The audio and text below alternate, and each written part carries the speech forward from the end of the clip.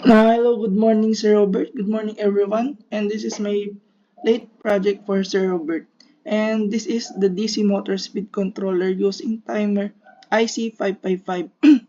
And also, my component is 10K pot, 100 ohms resistor, zero point 0.1 UF capacitor, 1K resistor, breadboard, 9K battery, LED, jumper wire, battery connector, multimeter or CRO, and also and you can see this is my project. I want to discuss this.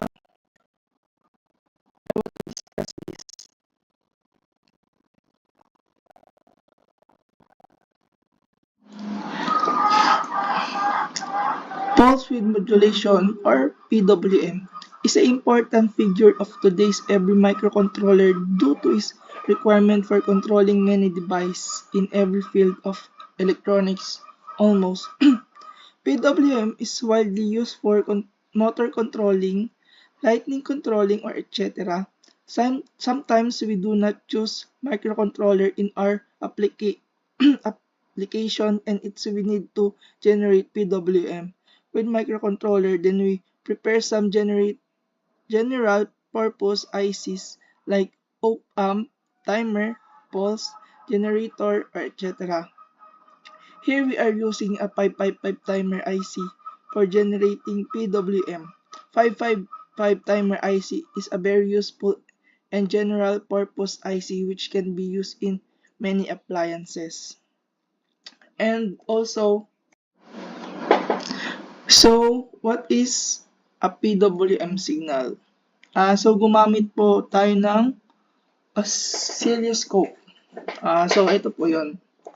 Ito po. Ito po 'yon.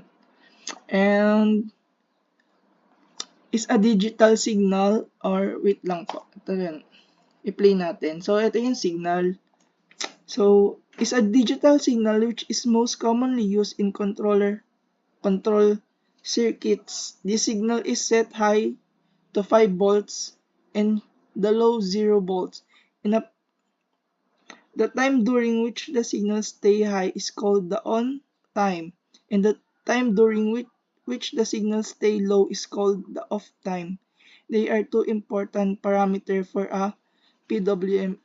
And also, we have duty cycle of the PWM, the percentage of time in which the PWM signals remain high on time is called as duty cycle. If the signal is always on, it is in 100% duty cycle. And if it's always off, it is zero duty cycle. And that's all, Sir Robert. Thank you.